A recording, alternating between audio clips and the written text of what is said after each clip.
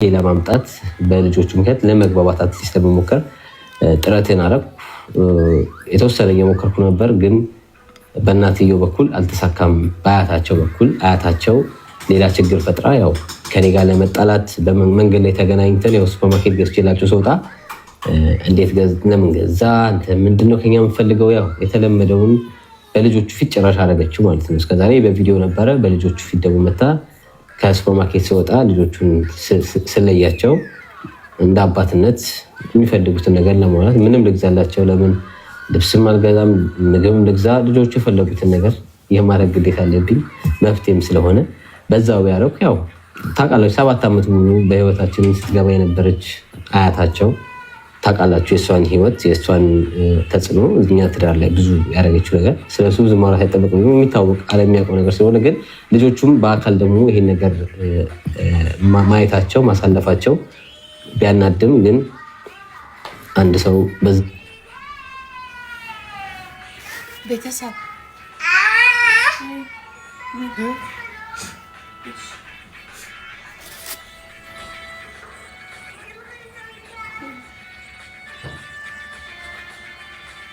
ሀኒ ምንድን ነው የሚያወራው?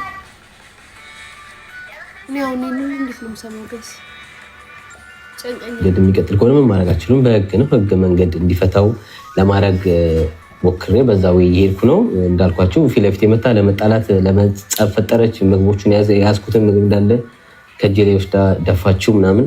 በቃ ልትደባደበኝ ትንሽ ነበር የቀራት። አንቃኝ በቃ እኔን ተፈታትናኝ እኔን አሳስታ ወይ እስር ቤት እንድገባ ወይ የሆነ ነገር ጥፋት አጥፍቼ የሆነ ነገር እንዲፈጠር አንቃኝ ለማድረግ ተጽዕኖ ልጆቹ ፊት ደግሞ መታ ከሱፐርማርኬት ስወጣ ልጆቹን ስለያቸው እንደ አባትነት የሚፈልጉትን ነገር ለማውራት ምንም ልግዛላቸው፣ ለምን ልብስም አልገዛም ምግብም ልግዛ፣ ልጆቹ የፈለጉትን ነገር የማድረግ ግዴታ አለብኝ መፍትሄም ስለሆነ በዛው ያደረኩ። ያው ታውቃላችሁ 7 ዓመት ሙሉ በህይወታችን ስትገባ የነበረች አያታቸው ታውቃላችሁ የእሷን ህይወት የእሷን ተጽዕኖ እኛ ትዳር ላይ ብዙ ያደረገችው ነገር ስለሱ ብዙ ማውራት አይጠበቅም፣ የሚታወቅ ዓለም የሚያውቀው ነገር ስለሆነ፣ ግን ልጆቹም በአካል ደግሞ ይሄን ነገር ማየታቸው ማሳለፋቸው ቢያናድም፣ ግን አንድ ሰው በዛ መንገድ የሚቀጥል ከሆነ ምን ማድረግ አልችልም። በህግ ነው ህግ መንገድ እንዲፈታው ለማድረግ ሞክሬ በዛው እየሄድኩ ነው።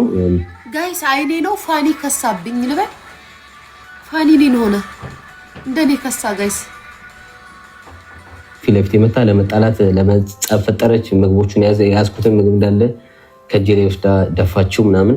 በቃ ልትደባደበኝ ትንሽ ነበር የቀራት። አንቃኝ በቃ እኔን ተፈታትናኝ እኔን አሳስታ ወይ እስር ቤት እንድገባ ወይ የሆነ ነገር ጥፋት አጥፍቼ የሆነ ነገር አንቃኝ በቃ እኔን ተፈታትናኝ እኔን አሳስታ ወይ እስር ቤት እንድገባ ወይ የሆነ ነገር ጥፋት አጥፍቼ የሆነ ነገር እንዲፈጠር ነበር ፍላጎቱ። አልተሳካም። እግዚአብሔር ይመስገን።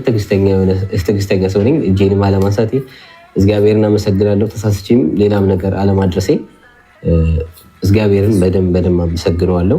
ፖሊስ መጣ ድጋሚ። አሁንም ክስ ያው ተመስርቶባት በዛ መንገድ እየሄድኩ ነው። በክስ መንገድ ያለኝ መፍትሄ በሱ ብቻ የሚሄድ የሚያዋጣኝ እሱ ስለሆነ ማለት ነው። ልጆቹ በሰዓቱ አለቀሱ በጣም እኔ ጋ እግሬ ስር እያለቀሱ ጭራሽ እዛ ቤት መግባት አንፈልግም አሉ።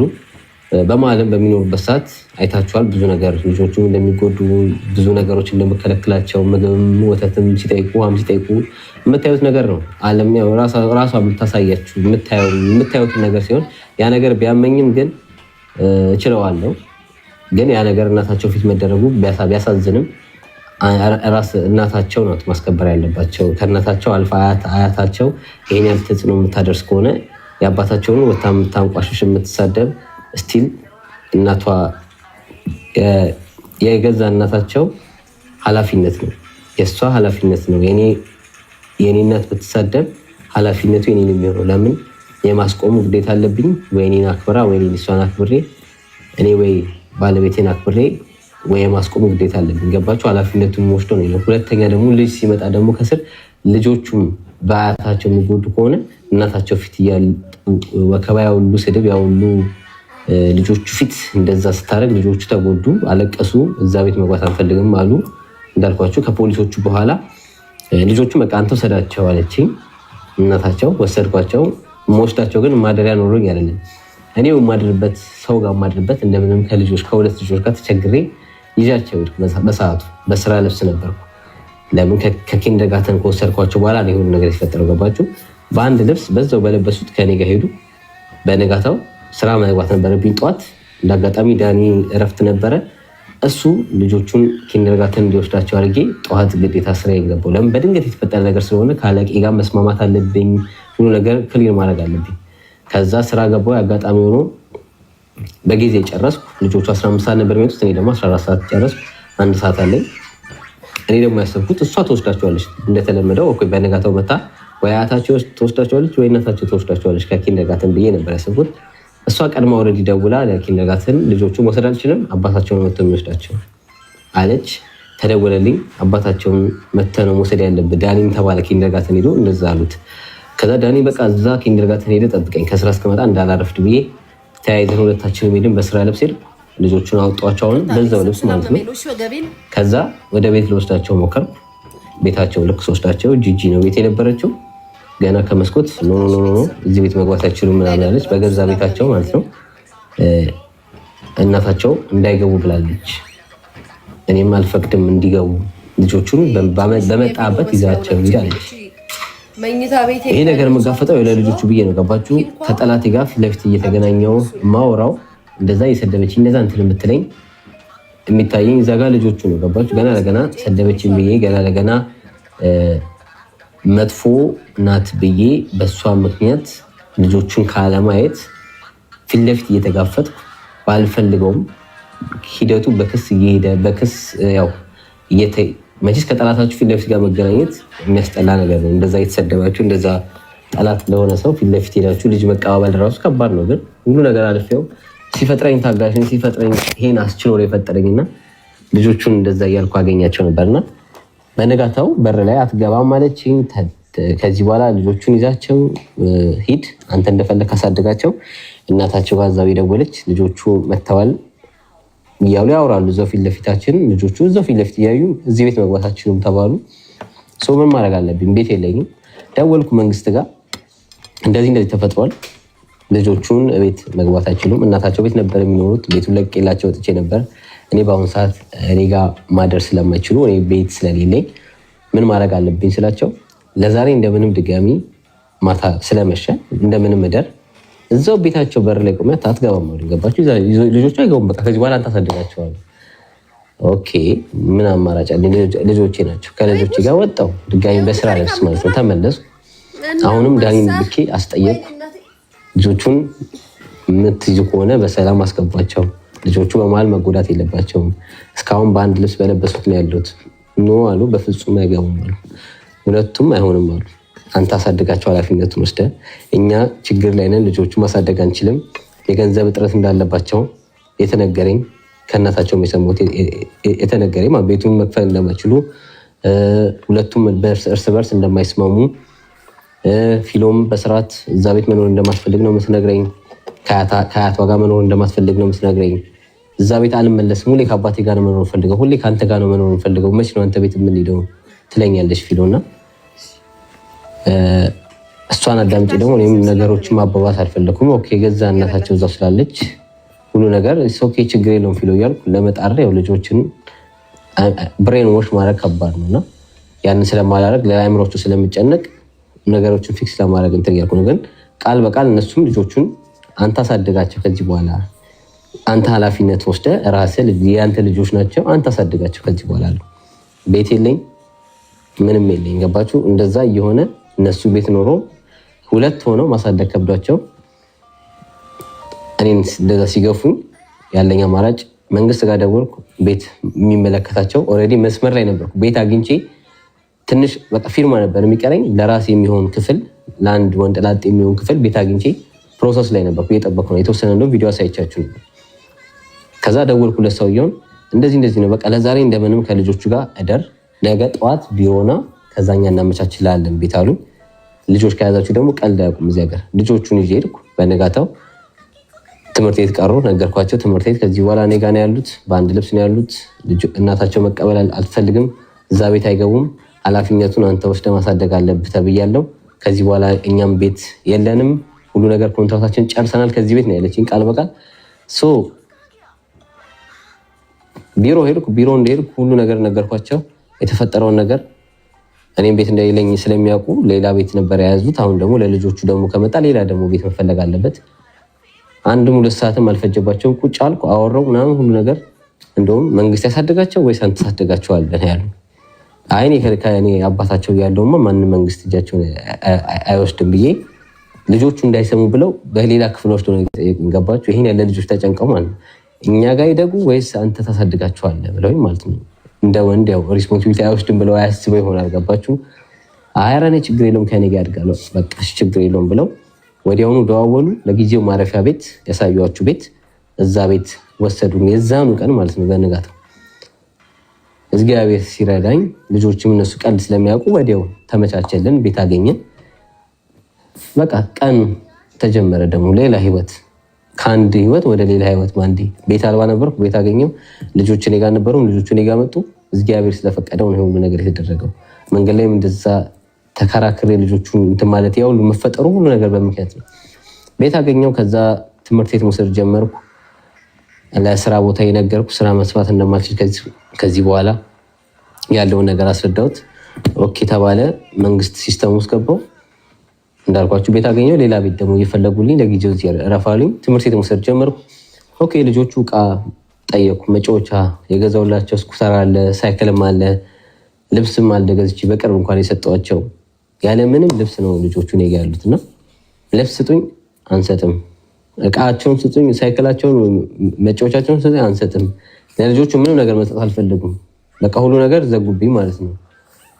እኔ ደግሞ ለምን በእኔ ምክንያት ለምን ልጆቹ ይጎዳሉ? ከኔ ጋር ባላቸው ጸብ ከኔ ጋር እልህ በተጋቡ ቁጥር ልጆቹ ለምን ይጎዳሉ? ልጆቹ ለምን ለመጉዳት ይሞክራሉ?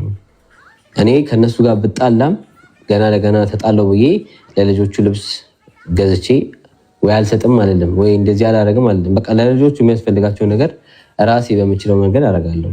እነሱ ስቲል ቪዲዮ ላይ እንደምታዩት እናትየው አያትየው መሳደቧን አታቆምም። በሳምሪ አፍ እሷ ትሳደብላታለች። ያው የምታውቁት ነገር ነውና ያ ነገር እየተካሄደ ከኔ ብዙ ነገር ይጠብቃሉ። ብዙ ነገር እንዳረግ ንዴቱ አለ፣ ስድቡ አለ፣ ዛቻው አለ፣ ቤተሰብ መሳደብ አለ እና ልብሱን ከለከሉኝ፣ ምንም እቃ ከለከሉኝ። ስቲል መንግስት ጋር ስላለ ሁሉ ነገር በመንግስት ፕሮሰስ እኔ ጋርም ያለኝን ብር እየተጠቀምኩ ልብስም ገዛውላቸው፣ መጫወቻም ቀስ በቀስ እያሟላውላቸው ነው። አዲስ ህይወት ተጀመረ። በእንደዚህ እየሄድኩ ያለ ነው አሁን ይሄኛው ነገር አሁን እየነገርኳችሁ ያሉት እና ከዚህ ምን ተረዳችሁ? ለምን ልጆቹ እኔ ጋር መጡ? ግልጽ አድርጌ ነግሬያችኋለሁ። አሁን ላይ ያለንበት ደረጃ ልጆቹ ከኔ ጋር ሙሉ ለሙሉ እየኖሩ ነው። ሞር ደግሞ በመንግስት ተወስኖ ከዚህ በኋላ አባታቸውን የሚያሳድጋቸው በህግ 50-50 የነበረን ተነስቶ እኔ ማሳደጋቸው ከሆነ ኃላፊነቱ ለእኔ ተሰጥቶኝ በስርዓትን ያሳድጋቸዋለሁ። እናትም አባትም ሆኜ ከእናታቸው ጋር ያለው ግንኙነት ደግሞ መንግስት ራሱ ወስኖ አንቺ በእንደዚህ ቀን ማግኘት ትችያለሽ የሚለውን አውጥቶ እሱ እስኪወስን ድረስ ለጊዜው እኔ ጋር ናቸው። እነሱ ማሳደግ ስለማይችሉ አያትየውን ማሳደግ አችልም። ከዚህ በኋላ ሳምሪ ማሳደግ እንደማችለው ቃል በቃል የተናገራቸው ያለው ነገር ይሄ ነው። ከዚህ በኋላ እናትም አባትም ሆኜ ያሳድጋቸዋለሁ። እኔ ጋር ነው ያሉት። እኔ እስካለው ድረስ በህይወት እስካለው ድረስ ልጆቼን ምንም ሳይጎዱ ለማሳደግ ወስኛለሁ። ግዴታዬም ነው፣ ልጆቼም ናቸው እና ደግሞ በብዛት ይከብድሃልን ብላችሁ ስጽፉልኝ ስለነበረ ከሀሳብ ከጭንቀት ያው ለእኔ ከማሰብ እንደዛ እንደጻፋችሁ እንደ ወንድ ይከብደዋል ብላችሁ አስባችሁ ሊሆን ይችላል። ግን እግዚአብሔር ይመስገን ምንም አይከብደኝም። መስራት እችላለሁ። እጅ እግር አለኝ። ብዙም ወንደላጤ ብዙ ሲንግል ዳሮችም ስንት ልጆች ይዘው ማሳደግ ይችላሉ። ገባቸው? እኔ ብቻ አይደለሁም የመጀመሪያው እና እግዚአብሔርም የምችለውን ያህል አቅም ሰጥቶኛል። እስከምችለው ድረስ ልጆቼን ተንከባክቤ ማሳደግ እችላለሁ። ለእናንተ ለሀሳባችሁ ከልብ አመሰግናለሁ። ይከብደዋል ብላችሁ አስባችሁ ተጨንቃችሁ ስለሆነ ግን ህይወት ወደዚህ ከመራቻችሁ ህይወት ወደዚህ ከመራችኝ ምንም ማድረግ አልችልም። ገባችሁ? አመኜ ተቀብዬ እንደመጣው መኖር ትችላላችሁ። ምንም ልጆቻችሁ እስከሆኑ ድረስ በደስታ ከልጆቻችሁ ጋር ደግሞ በደስታ መኖር ይቻላል እና ይሄን ይመስላል ታሪኩ። ሞር እንዳላንዛዛባችሁ ብዬ ነው ሞሩን ሾርት አድርጌ ለማውራት የሞክሩት። ይሄኛውም ግን ረዝሞብኛል። ሌላ ሀሳብ አስተያየታችሁን በኮሜንት አስቀምጡልኝ። ምናልባት የረሳሁት ነገር ሊኖር ይችላል። ብዙ ማውራት አይጠበቅብኝም። እንዳልኳችሁ ብዙም መንዛዛት ስለሌለበት ለዛ ነው። እኔ ጋ ያለው በአሁኑ ሰዓት ይሄን ይመስላል። ስለ ልጆቹ ስለጠየቃችሁኝ ኃላፊነት ነው ወስጄ እያሳደግኳቸው ነው። ቪዲዮ ይሄን ይመስል ነበረ። በቀጣይ ቪዲዮ እስከምንገናኝ እንግዲህ ይመቻችሁ። ኢትዮጵያ ለዘላለም ትኑር። አካሲ አከና 2 ቀን ነው 4 ቀን አይደል? 5 ቀን ከላይ ብጠፋ ስልኬን ብጸየፈው ይሄ ሁሉ ጉዳትን አድርጓል እንዴ ጋይስ? ስልኬን እኮ ተጸየፍኩት። ቤተሰብ ግሉኮሱን ከሰኩልኝ በኋላ ስልኬን ተጸየፍኩት። ጌታ ምስክሬ ይሄ ሁሉ ጉድ ሆኗል። ፋኒን በጀርመን ምድር ላይ ሊደበድቡት እናትና ልጅ መጡ። እሺ ወይራ ቡናውን ቅጅና አምጪልኝ እስኪ የማይተበላም ካልሆነ አይቻልም። እንደው እነዚህ ሰዎች ደኳላል ቃልን ገስ አለቃሉ ነው ወንድሙ ሊያስቀስፉን እኮ ነው ገስ ድጋሚ ግሉኮስ ሊያሰጡኝ ነው አይደል? አረኔ ደም ያልቋል። ደሜን መጠጣችሁት እናንተ ሚዲያ ላይ ያላችሁ ሰዎች ደሜን መጠጣችሁት እኮ። አሁን ደግሞ ምን ከሆነ ያናግሩ ነው የራሳችሁ ጉዳይ። እኔ የምለው ስሙ፣ እኔ ግን ማለት ነው ሳምሪ እንደው ስሙ ፋኒና ሳምሪን ያው የታወቀ ነው። ዞኔ ናት የለያየቻቸው። ምክንያቱም ዞኔ እናት ናት በእርግጥ ግን የዞኔ ደግሞ የእናትነት አይደለም መልክቷ። እኔ ለምን እንደሆነ አላውቅም። ላይክ እንደዚህ አይነት ሴት ልጅ በዚህ ደረጃ እንደዚህ አምባገነን በቤቷ እንድትሆን የምትመክራት ለምን እንደሆነ አላውቅም። እውነቴን ነው የምነግራችሁ። እግዚአብሔር ምስክሬ ነው። ለሁላችሁ ተረግጠሽ ኑሪ ምናምን እያልኩ አይደለም። ወይም ደግሞ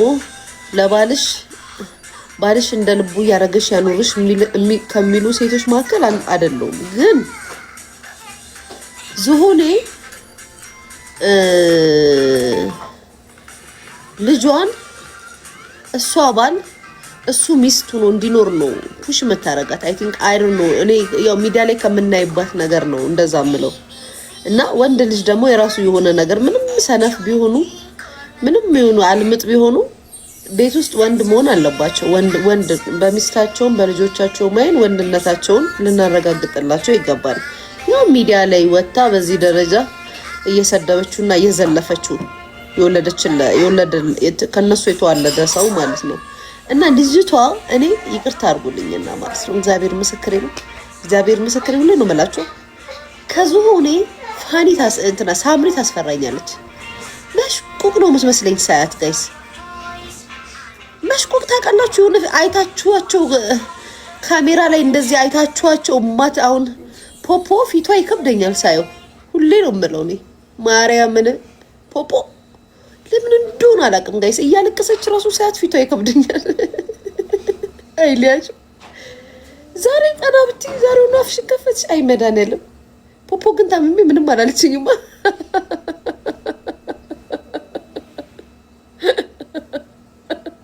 ሶሲዬ ወይኔ አረ ልቤ ነው ገይ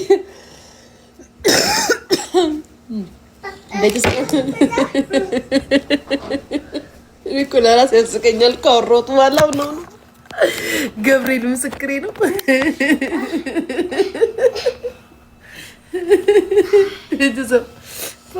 ምን ማለት ነው? እንደው ምንም ስሟን ትጠራለች። እሷ ረስታሻለች። ለምን ስሟን ሊያት ይታመሻል።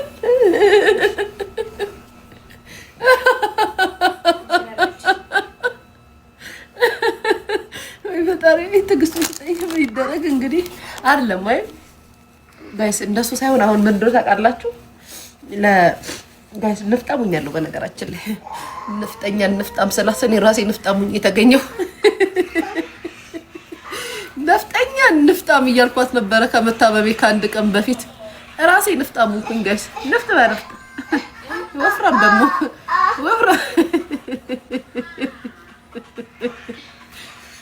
ወፍራም ንፍጥ። እንደዚህ አይነት ንፍጥ ድሮ ልጅ እያለሁ ያለው ነው ያየሁት። አሁን አይቻለሁ። አሁን ነው የመጣው። ያበራሽ ላይ ያላግጥ እንጂ ምን አማራጭ አለሽ? ሰው እና ጋይስ ቆይላታቸው እና እንደውም ከዝሆኔ ሳምሪ ናት የምትጨንቀኝ። እኔ ለምን እንደሆነ አላውቅም ጋይስ። እግዚአብሔር ምስክሬ ነው። ተንኮለኛ ትመስለኛለች። በቃ የሆነ ድሮ ማለት ነው ሁሉ የሶሻል ሚዲያ ህዝብ ስለ ሳምሪ በሚሰግድላት ሰዓት ማለት ነው። ባይዘዌይ የኢትዮጵያ ህዝብ እኮ በጣም አሁን ለአዶናይ እንደሚያሽቃብጥለት እኮ ለሳምሪ እኮ አሽቃብጦለት ነበር። ታውቃላችሁ ቤተሰብ በጣም ነበር እኮ የሚያሽቃብጡት። ይሰግዱላት ነበረ፣ ፕሮፋይል ያደረጓት ነበረ። ኢትዮጵያን ባንቺ ውስጥ እንዳያለን ኢትዮጵያዊ መላእክታችን፣ የኛ መልአክ አንቺ ማለት የኢትዮጵያ ተምሳሌት ነሽ። ፋንዬ ሳምሪዬን ነካ እንትኑ ሆዲንካ ሳምሪን በስተት ከተሰሪ ነገር ካላችሁ ትሰደባላችሁ። ልክ አሁን አዶናይ ስትናገሩት እንደሚቀጠቅጧችሁ ማለት ነው። ይቀጠቅጧችሁ ነበር ጋይስ፣ ይቀጠቅጡኝ ነበር። እኔ ምኗም አይጥመኝም ስል ምቀኛ አንቺ አሮጊት። የዛሬ ስንት ዓመት የዛሬ 7-8 ዓመት እኮ ነው ጋይስ። እንግዲህ የዛሬ 7 ዓመትም አሮጊት ያሉ ነበር የሚሰድቡኝ እኮ እነዚህ የኢትዮጵያ ኮመንታተር ሶሻል ሚዲያ እንጠቀም ሰው ጋይስ እንዳይገርማችሁ ማለት ነው። ከዛም አንቺ አሮጊት ቀንተሽባት ነው እኔ ግን እቺ ልጅ ትከብደኛለች ይላሉ። እኔ ደግሞ አፌ አርፍ ጋይስ እቺ ልጅ ትከብደኛለች ለምን አትጥመኝም ምናምን እላችኋለሁ ከድሮ ጀምሮ ቤተሰብ። ከዛ አንቺ ሾካካ ቀናሻ እሷ ምን ታርግሽ ምናምን ይሉኛል። ድሮ ፌስቡክ በምጠቀምበት ሰዓት እኮ ቤተሰብ ማርያምን አይምርን እንደዛ ከዝሆኔ ጋር ሲሰራደቡ ዞኔን ደግፌ ነበር ሳምሪን ነው የምሰድባት። ከዞኔ ጋር እኮ አልግባባም ግን እንደዛ ሳምሪና ዝሆኔ ሲሰጣጡ ሚዲያ ላይ ማርያምን ለዞኔ ተደርቤ ሳምሪን ሰድባት ነበረ ባለጌ ምናምን ብዬ እና ቀደም ነገራችሁ ነው። እና ከድሮ ጀምሮ ቆሌ ትከሻዬ አይወዳትም። ይሁን ትከብደኛለች። በቃ ትከሻዬ ከፋኒ ጋር ሆነው እንዶ እሱ ነው ደስ የሚለኝ። ቀይም ስለሆነ ይሁን አላውቅም የሆነ ገራገር ይመስለኛል ፊቱን ሳይው ራሱ ከድሮ ጀምሮ ከልጅነቱ ጀምሮ ገራገር ፊት ነው ያለው። ግን እሷ የሆነች መሽቁቅ ነው የምትመስለኝ። መሽቁቅ አቃጣሪ ነገር ትመስለኛለች ጋይስ።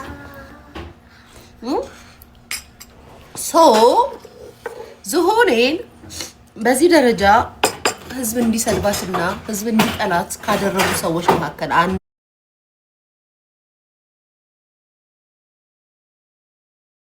ያ ልብሽ ወረደ፣ አሁን ደምሽ ወርዷል፣ አሁን ልብሽ ሊወርድ ነው ቡርቴ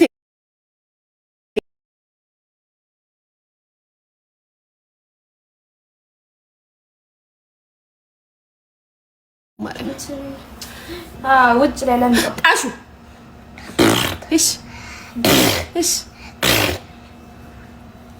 ዞር በይ ኬክ ባትደብሪኝ። ረፊ ይወድቃል ኬኳ። በማርያም ረፊ ሻጊቢ እንዴ ህይወቴን አከበርሽው ኬኳ። በማርያም ረፊ እንቺ ይዘሽ ሽንት ቤት አስገድፍ ተጸይፈችው ማበጠሪያ እንዳይሰጥሽ ዋለች። እጂ ዳይ ሜንታ ቤት ስልኳን ልብሷን ያጅላት። እሺ እሱ ጋር ተኝ ስልኳን ስጫትና ከዛም ድንገራችሁ ቤተሰብ ወሬ ያነሷል። ከዛም በኋላ ቤተሰብ ስቡ ዝሆኔን ካስጠመዱባት ዝሆኔ ሚስቴክ የሰራችው የዛኔ ኢትዮጵያ ብላ ኢትዮጵያን መሳደቧ የአማራ ልጆችን እንደዛ መዝለፏ ምናምን እንትን ነጥብ አስጥሏታል። ከዛ በኋላ ደግሞ ዝሆኔን ሰዎች በመጥፎ እንዲረዷት ያደረገችው ራሷ ልጇ ናት። ሰዎች አሁን ሾርት ሚሞሪ ስለሆንን ሚዲያ ላይ ያለ ሰዎች የጊዜን ነገር ስለሆነ የምናየው እንረሳዋለን። ዝሆኔ እንድትጠመድና ሰው እንዲጠላት ካደረጉ ነው። ሊያሾ እንደዚህ ምናምን ትላለች ራሷ ዝሆኔ ነው አይደለም፣ ልጇ ራሷ ናት። ልጇ በሰዓቱ ነው። እኔማ ከኔ ጋር ብትሰዳደብ እውነት አለኝ እኮ እኔ እኮ በሰድባት በጠላት እኮ እውነት አለኝ እኮ ማርያምን። አንደኛ ነገር እኔ እናቴ አይደለችም። ሁለተኛ ነገር ደግሞ እኔ ሲጀምር አገሬ ትጥፋያለች ኢትዮጵያ ተወደም እያለች የመጣችን ሴት ልደግፍ አልችልም፣ ልወዳትም አልችልም። እውነታው እናንተ እኮ አሁን እኮ ጋይስ ቤተሰብ ጭንቅላታችሁ እንደሚፈልገው ስለምትረዱ ነው እንጂ እኮ እኔ ፊል ያደረኩትን እኔ የተናገርኩትን እኮ ሁሉም ኢትዮጵያዊ ተናግሮታል እኮ በሰዓቱ። ምክንያቱም ማን ነው ኢትዮጵያ ትፍረስ ኢትዮጵያ ትወደም እያለ ሚዲያ ላይ እያወራ ልትደግፈው የምትችለው ኢትዮጵያዊ ነኝ የምትል ሰው ልትወደው አትችሉም እኮ። ዝሆኔ እኮ እንደዛ ነበር የምትለው ከኛ ጋር ስትጣላ በነበረበት ጊዜ እኮ ቤተሰብ እንደዛ ነበርኩ የምታወራው። አልወዳትም ነበረ። ሁለተኛ ነገር የልጅ ጭንቅላት ነው። የኔ ጭንቅላት ልጅ ነበርኩኝ የዛን ወደዳችሁም ጠላችሁ ህፃን ልጅ ነበርኩኝ። ምናልባት እመነኝ ብዬ አላስገድድህም፣ እመኝኝ ብዬ አላስገድድህም፣ ግን ልጅ ነኝ፣ ትንሽ ልጅ ነኝ። ሰው አንዳንዴ የምናገረው ንግግር ከማስተዋል ጋር ከማሰብ ጋርም ሳይሆን ከስሜታዊ ሆነን የምንናገርበት ኤጅ ላይ ነበርኩኝ። ይሄ ይመጣል፣ ይሄ ይደረጋል። አሁን ላይ ተጠንቅቄ እንደማደርገው አላደርግም። የዛኔ ሚዲያውም ላይ አዲስ ነኝ እና ለምትናገረውና ለምታደርገው ነገር ቃል በቃል ነበር እየወጣን የምንናገራት። ሀቂቃው እሱ ነው። እንትና ማናት ስሟ ልጇ ግን ጋይስ ልጅ ናት ተብሎ አሁን ሳምሪ ስንት ዓመቷ ነው የምትለው? ጋይስ ስንት ዓመቷ ነው የምትለው? ማርያም ሊያውቅሽ ነበር። ህፃን ነበርሽ እኮ በጣም ያ። ቆይ ጋይስ አሁን ስንት 26 ዓመቷ። እኔ ልንገራችሁ ቤተሰብ የዛኔ የዛሬ 7 ዓመት እና 8 ዓመት ሳምሪ የሰራችውን ቪዲዮ እዩት። የስንት ዓመት ልጁና ነው የዛኔ የምታወራው የነበረው ወሬዋ? ጋይስ የኔና የሷን ቪዲዮ ቁጭ አድርጉና እዩት፣ ፍረዱ። እኔ ጋይስ ሞራውና እሷ ለእናቷ ያስተላለፈችው መልእክት የሰማይና የምድር ልጅቷ ቋ ያለች ነበረች የዛኔ ራሱ ጋይስ ቋ ስታወራ።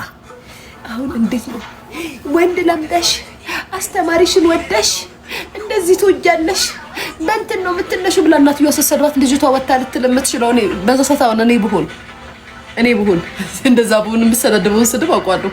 ምን አገባሽ ያካባሻል እና እንደዚህ ነው ብዬ ነው ልል የምችለው።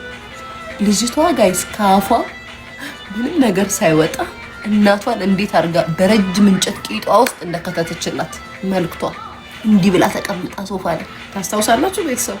ደስ ይበላል። እኔ አባቴ ማለት ይሄ ነው፣ እናቴ ፋኒ ማለት ይሄ ነው።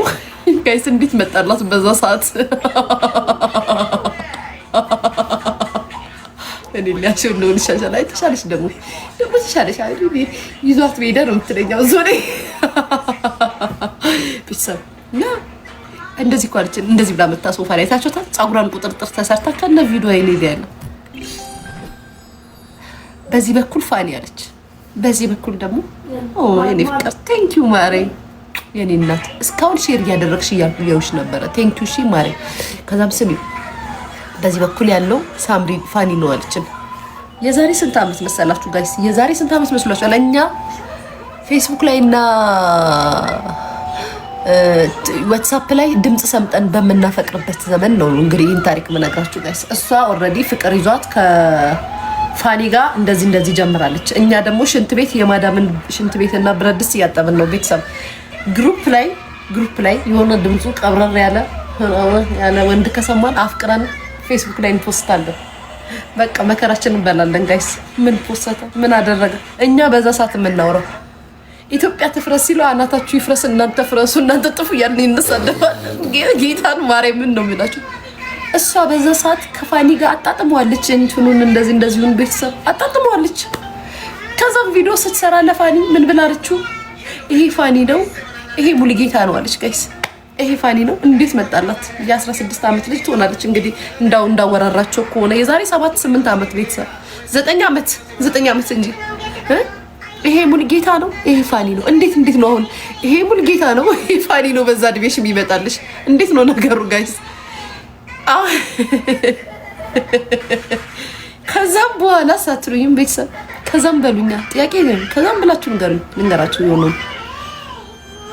ከዛም በኋላ በቃኛ ተወደናል፣ አንቺ እንደዚህ አርክሽናል፣ አንቺ እንደዚህ ብለሽናል፣ እንደዚህ ነው ግን ተንጣጣሽ እና ግን ካፏ ይሄ ተናዳችሁ የምታወሩት ወሬ አለ፣ አስተናደዱ የምትናገሩት ንግግር አለ፣ የምታስተላልፉት መልእክት አለ። አስተናደዱ እንደዛ አይደለም መልእክቱ ጠር ያለ መልእክት ነው። ሴት አንተ ብሎ ሚውት አድርጊው ማነሽ በዚህ ውስጥ ሞዴሬተር ያላችሁ አሁን ደግሞ ክፉ ሊያናግሩኝ ነው። አረ በፈጠራችሁ ተው እና ስሙ አይገስ። ከዛ በኋላ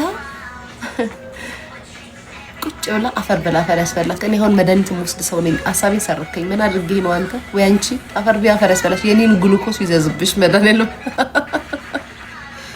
ግሉኮስ 6 ግሉኮስ ያስጠጣሽ። ምን አባሽልሻለሁ? ሌላ ቤተሰብ 6 ግሉኮስ ያስጠጣችሁ። እንደዚህ የምትሳደቡ እንደዚህ ጭንቅላቴን የምትወስዱ ሰዎች እኔ ፊቴ እንዴት እየነደደ ቁጭ እንዳልኩ ብታውቁ። አዎ አይኔን እንኳን አይታችሁ አትረዱም። ገብርኤል ምስክር። ከዛም ቤተሰብ ምን ላይ ነበርኩኝ እናንተ?